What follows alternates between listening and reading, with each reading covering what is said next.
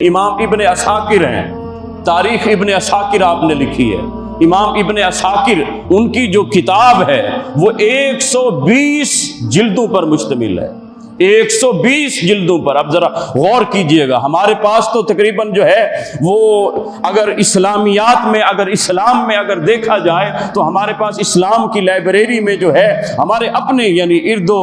گرد و پیش میں جو ہے وہ 120 اسلام کی جو ہے وہ اسلامیات پر جو ہے کتابیں نہیں ہوں گی، لیکن امام ابن عساکر جو ہے فرماتے ہیں یہ ایک کتاب 120 جلدوں پر مشتمل ہے۔ یہ تاریخ ابن عساکر ہے۔ ابن عساکر کو ابن عساکر کیوں کہا جاتا ہے؟ آپ چونکہ جو ہے جتنے لشکر جنگ کے لیے نکلتے تو آپ ان لوگوں کے ساتھ سفر کیا کرتے تھے، وہ جنگ کی تیاری کر رہے ہوتے، آپ ان کے ساتھ لوگوں کے ساتھ، کوئی جو ہے وہ تلوار تیز کر رہا ہوتا، آپ اس کے ساتھ جا کر بیٹھ جاتے اور کہتے رسول اللہ کو کوئی فرمان تمہارے پاس تو موجود نہیں ہے، کوئی حضور کی حدیث کوئی روایت تمہارے پاس ہو تو مجھے تو دے دو۔ اس طرح آپ نے لشکروں کا سفر کر کے، اس لیے آپ کو کہا جاتا ہے ابن عساکر،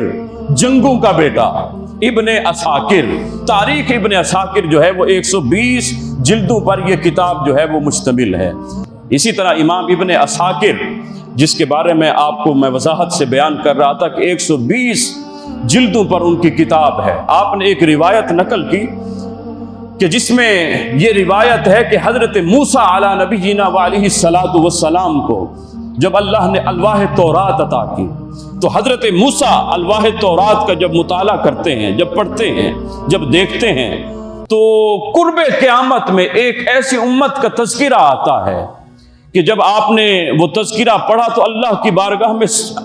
بارگاہ میں 9 سوال کیے۔ ان سوالوں میں ایک سوال یہ تھا جو میں بیان کرنے جا رہا ہوں۔ وہ ایک سوال کیا؟ حضرت موسیٰ عرض کرتے ہیں اے میرے مالک، میں نے تورات کی کتاب میں میں نے پڑھا کہ قرب قیامت میں ایک امت ایسی بھی آئے گی کہ اس میں جب کوئی شخص جو ہے اس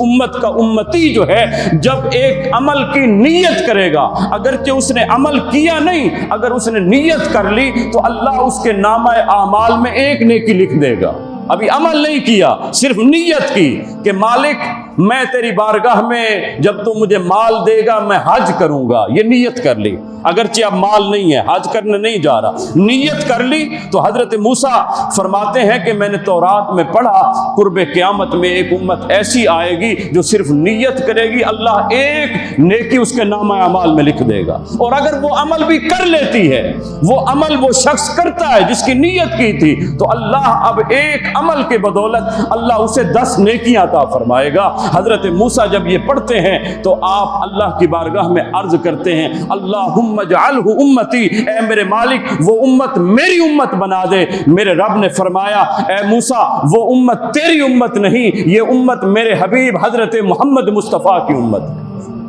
تو حضرت موسیٰ علی نبینا وعلیہ الصلاۃ والسلام جس امت کی آرزو کرتے ہیں مالک وہ امتی ہوگا، وہ ایک نیت کرے گا، ابھی عمل نہیں کیا، اس کے نامہ اعمال میں نیکی درج ہو گئی، اور ایک ایسا شخص بھی ہے جس نے نیت کی پھر عمل بھی کیا تو اس کے نامہ اعمال میں 10 نیکیاں، فرمایا ایک نیکی کی نامہ اعمال میں 10 نیکیاں اللہ عز و جل نے لکھ دی۔